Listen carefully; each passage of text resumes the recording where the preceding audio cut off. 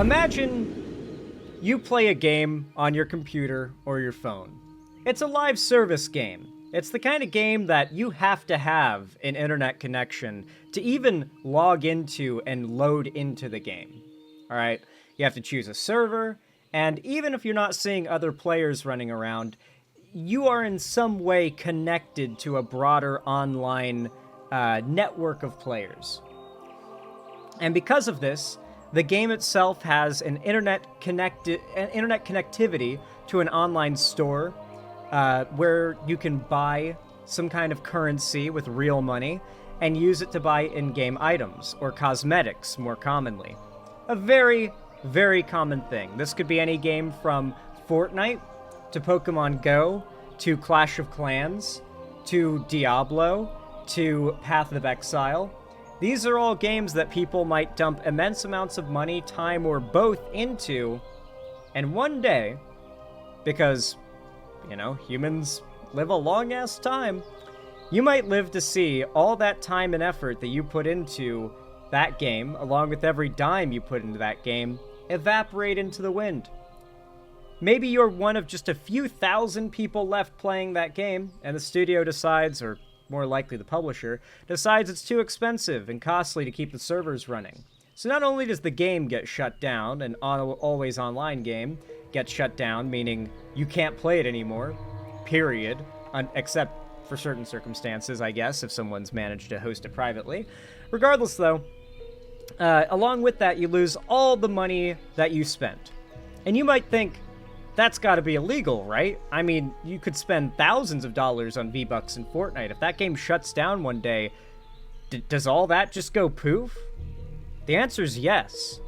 And it's completely legal. And the reason for that is, in every single game that you play as TOS, even the single-player offline games, but certainly the online ones, you agree to a terms of service, or in many cases a EULA, that if you don't read the fine print, you might not notice there is a line there that says you agree to basically give up all right to the company that you're buying the game from to have your rights to that property revoked at any time. You don't truly own it, because at any point, you, when buying the game, as the access key to getting the game, had to agree that they're allowed to take all your money and run one day. Everyone playing any of these games, from Fortnite to Clash of Clans, has agreed to this terms of service to play the game at all. And that's how these game companies get you. Most people would not agree to this, but the fact is, it's hidden in the fine print, and if you want to play a game, you got to accept their terms of service. Usually won't let you play it without doing that. So, with that said, the Stop Killing Games initiative was created to try and lobby many governments, but primarily the US government, into creating a legal precedent centered around the idea that studios would have to find some way of supporting their games in perpetuity. Now, this doesn't mean they have to pay forever to keep servers up for an always online game. If the game becomes no longer profitable, then they just have to, before shutting down servers, make it possible for players to host the servers on their end, privately, and give them the ability to have all their cosmetics, even if it means just making all the cosmetics free for every player on all these private servers. That works too. The law is entirely centered around the idea of stopping dead games from not being preserved. Game preservation is a big deal, and gaming is getting to be an older and older hobby by the day, meaning that old copies of games are slowly going extinct. Something I learned about fairly recently, in fact, because I wasn't really a Nintendo guy, is a lot of those old, cartridges with the ROMs for Pokemon games on them, think like Fire Red or especially Red and Blue, these old ROMs, or these old cartridges, had little batteries in them that held the save states, and once those batteries die, the cartridges can't save anything anymore, and you just lose all your progress the second the device turns off. And you have to replace the CMOS battery inside of them after 15 years, and for a long time, much of my life, That wasn't a conversation people were having. Like, these batteries weren't dead and a problem all that much, or a thing people were talking about when I was a kid. People were playing their Game Boy games on the bus on the way to school when I was a kid. It was still considered somewhat old, but not like old. Nowadays, though, there's a whole hobby around restoring saves on those old cartridges. It goes to show that gaming as a hobby getting older means that real art is going to be lost. And not only that, but the time, effort, and money people put into that art is going to be lost along with it when these capitalist, greedy, money-hungry corporations decide they don't feel like supporting these games anymore. Now, Pirate Software, a guy that most of the internet has grown to hate as of late, and I am happy to be joined by so many people agreeing with me on this guy now, for a variety of reasons, made himself one of the arbiters of Stop Killing Games being bad, claiming that it was somehow bad for the gaming industry. At no point has he been able to make a compelling or good argument for this idea, and it's led to him basically being seen as like an industry plant, and people have been calling him out hard. In fact, Stop Killing Games wasn't doing all that well about a month ago. In fact, it was on the edge of death. Like, people were losing interest. But Pirate Software could not stop rage posting about how much he hated Stop Killing Games, and the spite for Pirate Software fueled and reinvigorated Stop Killing Games, getting it to where it is now, which is record-breaking heights of support. It's making real strides. It's very possible that the future that Stop Killing Games is trying to achieve might be reachable now. In fact, they've got a really good video from a channel I quite enjoy named Bellular News, talking about it in detail that I thought we'd enjoy taking a deep dive into. One's going to be fun. So, the Stop Killing Games initiative is almost over, and the last time we covered it, the European Citizens Initiative, which is the part of it that matters the most, had just opened. And as of right now, you've got just days to join it, meaning that this is your last chance to make your voice heard and hopefully prevent the games that you buy from being destroyed. But here's the thing. Over 1 million signatures, and it's just growing rapidly, the amount of signatures. They've well broken the asked for amount. Until last week, it really did seem to be rather doomed. They needed hundreds and hundreds and hundreds, over 500,000 more signatures. But, well, right now, it's getting thousands an hour. The reason why is quite funny. So here's what happened. They needed to hit 1 million signatures, but after months of stalling, they only had 450k. But then, over the horizon, a savior came. That savior is Pirate Software. And that's because his opposition, plus a few pinches of World of Warcraft, sparked a drama that is now surging signatures to the tune of over 240,000 in just 7 days. So, time to get you up to speed. Vindicated. Also, WoW Classic mentioned. Not surprising, it's a Bellular video. This guy is, like, probably the best guy to go to for WoW news. If you want to, like, constantly stay caught up. Though my favorite WoW news channel will always be Taliesin and Evitel. They're goated. It all began last year when the darlings at Ubisoft shut down the crew. Now, they didn't just shut down the online features, they shut down everything, because as it turns out, even the single player required the online component. That basically meant that your copy of the crew was, no longer a thing that you could really do anything with. So, Ross Scott from Cursed Farms was not a fan of this, so he started a movement. Now, you may know Ross from things like Freeman's Mind or Dead Game News, and his plan, right, was to use the law, not change.org, to actually change things here. And it certainly seems that now, a year on, he actually may succeed in a way. So, basically, right, Ross believes that consumers bought a product with game. I feel like the European Union protects consumers more than the United States government by a lot. I feel like we'll see Europe crack down on game publishers for this behavior way before we see the US do anything about it, especially during the Trump administration. But I can definitely see the EU making this, like, game killing a crime for these publishers. Games like The Crew, and that product was then taken away. But from Ubisoft's perspective, it's rather different. They argue that they sold a license to a live service, a service that they could simply end whenever they wanted. So put simply, what this movement aims to do is to address this gray area so that, at the very least, people would get formal clarity on what they were actually buying. Best case scenario would involve something basically with more teeth. Now, this was all multi-pronged. There was a UK campaign that hit problems early on with the government claiming that existing laws already covered the issue. As for the US, well, basically, it was never an option because of already settled law. Now, because of this, stuff looked grim. But last summer, another path opened, and that path was the EU Citizens Initiative. So, this lets EU citizens propose legislative agendas. Feels so disgusting to be talking about Europe on the 4th of July as I'm hearing the fireworks outside. If you're wondering why I didn't just like go out and watch the fireworks, I've seen a lot of fireworks shows that are so over the top and crazy. There's just like the occasional firework blast here, and there's so many trees in Seattle. It's not really worth trying to see all of them. You'll see the occasional like pop, but not much more than that. And this proposal was very simple. Stop destroying video games. And what it would require certainly does sound simple. It's that any game sold in the future would have to prepare for the eventuality or the possibility of server shutdowns, that they would need to remain in a functional, playable state. Now, this could be through, say, single-player access, maybe through peer-to-peer connections, opening up private server stuff. You get the point, right? But there's no excuse not to just make publicly available all the things needed to privately host these things, right? Like, if people can host WoW servers privately, I think just about anything in that ballpark is possible. actually, what's key right now is that at this point, the implementation details are actually not required. The way this works is that if it is successful, the EU will then have 6 months to respond, and if they say yes, then they will adopt a resolution. And that would guide EU activity, but it would not instantly mean a whole bunch of new super hasty laws. But make no mistake, I think the EU might come in clutch here. They do tend to take consumer protections really seriously. We're not talking about America here. We're talking about Europe, the European Union. You know, like if you're trying to see a place where it feels like the people in charge actually give a fuck about you, look to the EU. Not so much the US. There's a lot of things in our food in the US, for example, that are not legal throughout most of Europe. I really wish RFK wasn't insane, because if he was as motivated to actually do something about that as people seem to think he is, then it would be very much a good step in the right direction for America to, you know, make our foods healthier.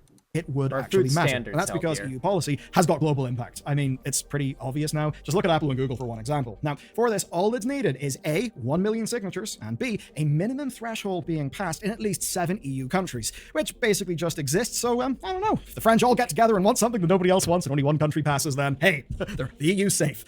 Anyway, you get the point. That is the challenge. Those are the stakes. So here's what happened next. Going through the requirements, the regional thresholds do seem to be quite manageable, right? Now, the million signatures is quite a lot. I mean, a hell of a lot. And success there would require a multilingual international campaign, one that's actually centered on EU citizens. Who was leading it? Well, an English-speaking YouTuber with a cult following, which I mean in a positive way, just so I'm being clear. But basically, it's not a huge number of people. Now, this story obviously did cut through. Loads of people It is pretty important it's an English-speaking YouTuber, though. English is a very broadly spoken language throughout pretty much all of Europe. Most people are bilingual, even trilingual, and English is often one of those languages. covered it, us included, and the early momentum was really strong. Until it wasn't. Now, this is because some things fell through. One being a planned feature in GOG's email newsletter that was tanked by that company having layoffs. Even Heineken, yes, Heineken, the beer people, wanted to include the campaign in their marketing, but only after the petition ended. But there is another one, and I think I know it's the one you want me to talk about. It's the pirate. Okay, TLDR. Pirate Software opposed the initiative. This is back when it all I think this really shows me something, and I hope you guys are able to take something of value from this too. We as progressives want to create a very broad cultural movement. I'm not in favor of creating like little clubs and niches centered around like being super circle jerky and high horsey about being woke. I want to create like actual waves across like large swaths of culture and move the Overton window broadly to the left. That's my goal. That's what I want to contribute to, and that's what I want the left to focus on, especially over the next 4 years. And I find that I hear so much about how the left needs to start talking more about like plans to make things better. And I don't disagree with that. But I think a lot of people underestimate how little people care about putting in effort to simply make things better. I don't think people give enough credit to how much or how many people out there are more motivated by spite. And I think this story really shows that. Stop Killing Games was a very concise, good movement that I don't think anybody in their right mind who is connected to gaming could have opposed. And yet people weren't really all that hyped about supporting Stop Killing Games until Pirate Software, one of the most hated people on the internet over the last few months, comes out vehemently against it, making himself a villainous figure that people can target their ire and hatred towards. It's not just a movement about stopping the death of video games, putting in effort to make a problem go away, there's also a villain. Someone that people who are motivated more by spite can feel the need to put effort in just to spite this individual. Hate is a powerful motivator. The right has known this for a long time, and I think we're seeing that in action here. Hate for one guy revived a movement.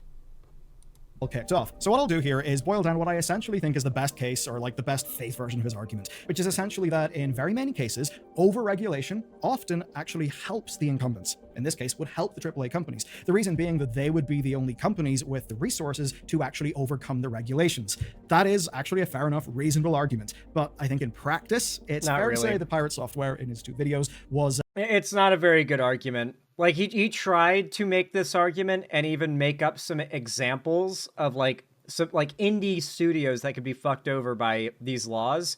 And it's like, yeah, but couldn't these indie studios just, like, public post, like, the files to host, like, servers for these things? Like, there's always a way that these developers, even indie developers, could just not fuck over their consumers.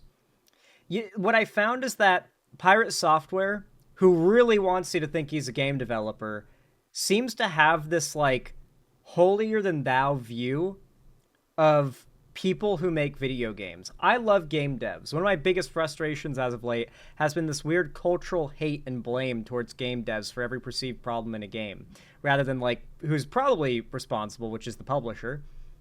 Regardless, though, I get really frustrated by that, but there are some people, usually who aren't even game devs, that seem to think that if you make a game, no one is entitled to it being a good product, or even being a product that they can access.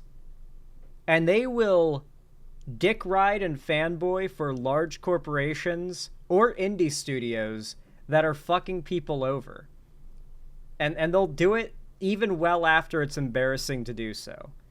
And it's very interesting how he does this whole, like, it's going to hurt developers. It would be so hard for these indie developers to not fuck over their consumers. As if developers, even if they're indie, basically taking the money and running from a fan base of a project that's not as successful as it used to be, is like an understandable action. As if it's like, yeah, but it would be really hard not to do that. So, like, nah, it's like, what kind of excuse is that?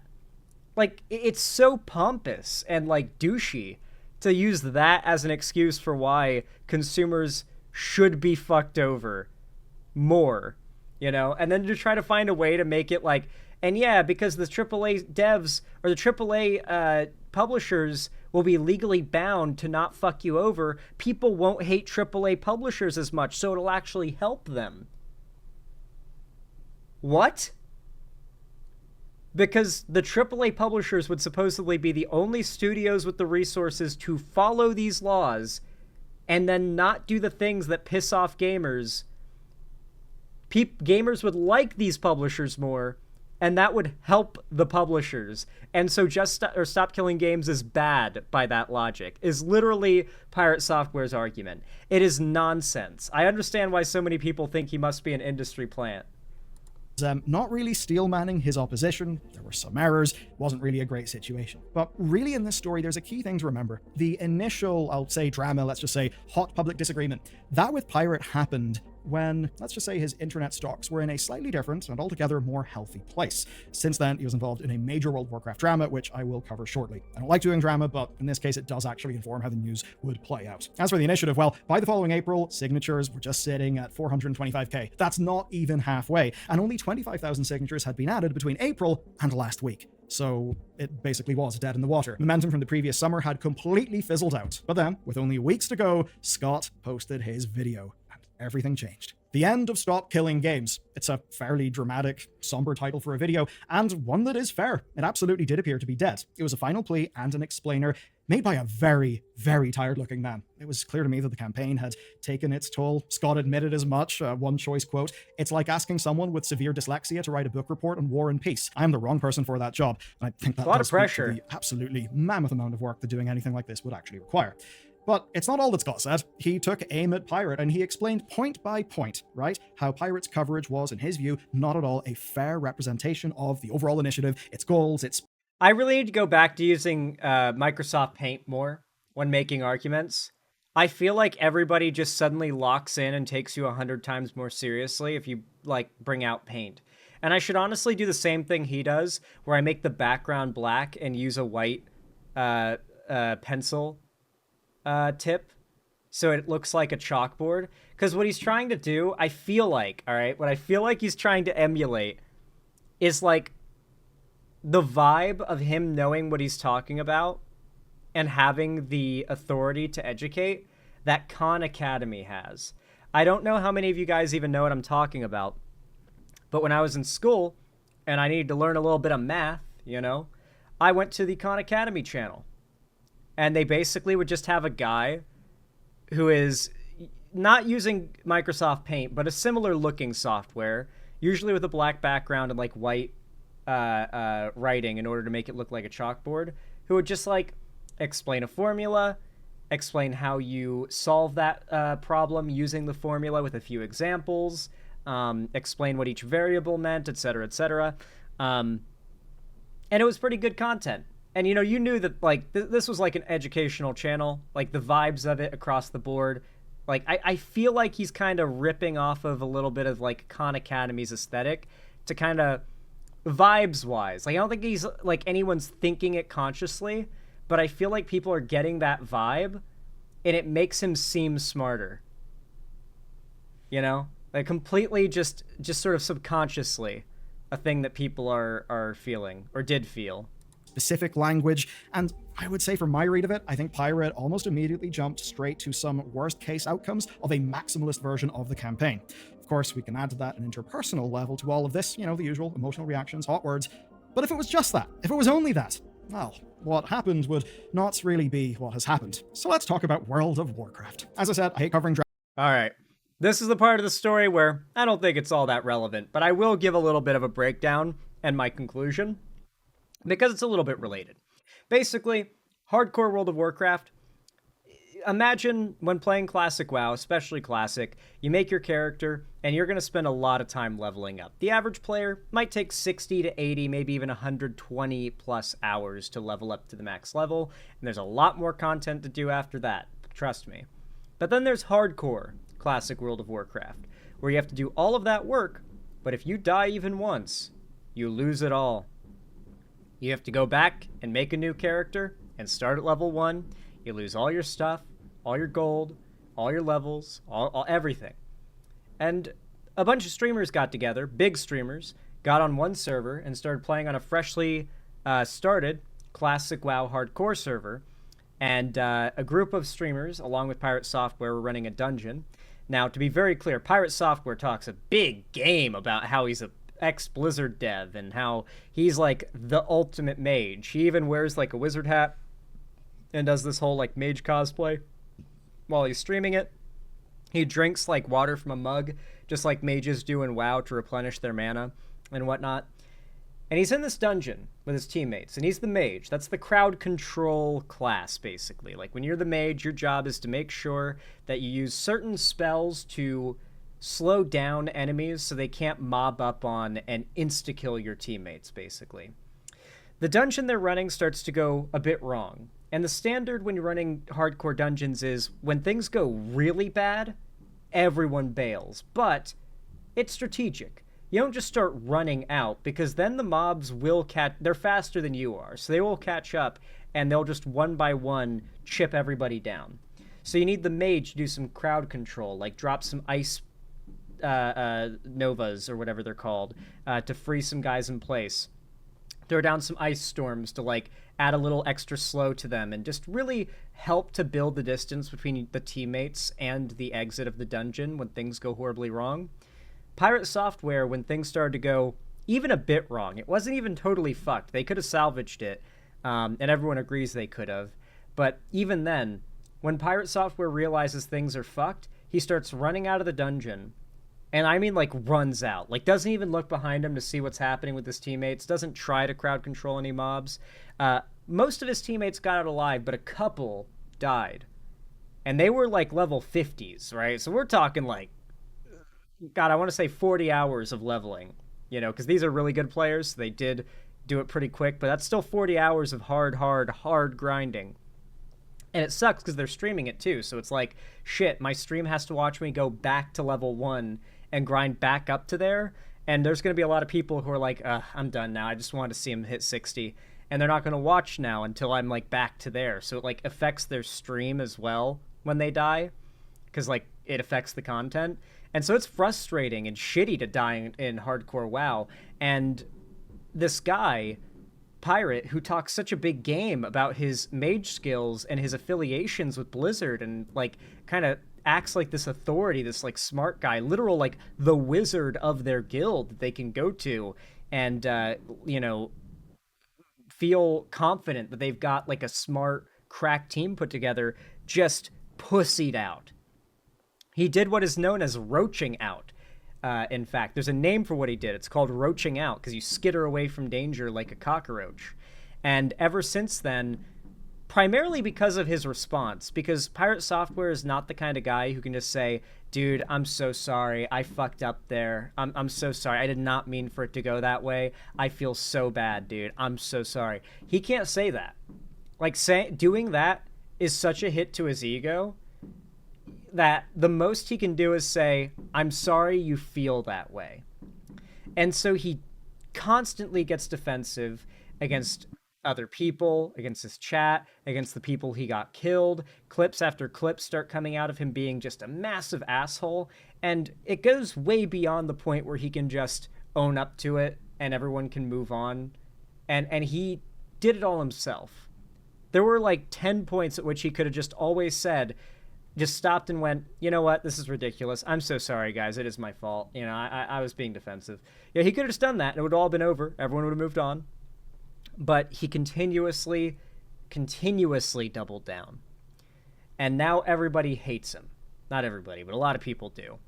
And that hatred has fueled the support for Stop Killing Games. And so my thesis here, I guess I should say my conclusion here, is that a movement cannot just be about achieving positive change. We can't just get people on board with making a better future. Things aren't necessarily bad enough for enough people to like just have that as a motivation to get involved with progressive like change and progressive action. It needs to be a focus of some kind on the fact that spite and hate are strong motivators, and that a villain, and Donald Trump, J.D. Vance even, Elon Musk, they make good villains, don't get me wrong, but a villain, someone that is hateable by most people, is very valuable when you're trying to motivate normies to get on board with a positive, good movement. Because a lot of normies don't care about making the world better, but they do care about putting a shitty person in their place. So, I'm curious if you guys agree with that idea. Comment down below what you think of that theory that I have, I suppose. And of course, if you want to support the channel and see more from me in the future, make sure to leave a like, subscribe, and like I said, comment. It's totally free and only takes a second, and every like and comment forces YouTube to push my stuff in the algorithm to more people, which immensely helps my channel and means the world to me. So I really appreciate all of you lurkers who become likers. Thank you guys, it means a lot. And of course, if you want to see more from me in the future on other platforms, you can follow my social medias linked down below, particularly my Discord server. It's the main hub of my community and fan base, and on top of that, I host gaming events, call-in streams, watch parties, and/or movie nights there about every Friday, including tonight after stream. And it's just a great time. I hope to see you guys there. There's a link down below in the description to join. And finally, if you want to support me directly, financially, help me keep the lights on and a roof above my head here at the Xander Hall studio, then please consider donating, subscribing, or gifting a sub on my website, xanderhall.com/live, or support me through YouTube, Twitch, Streamlabs, Stream Elements, Patreon, or buy some custom Xander Hall merch through the Streamlabs link down below in the description. Regardless of how you support me, though, thank you so much for watching, as always, and have a good one.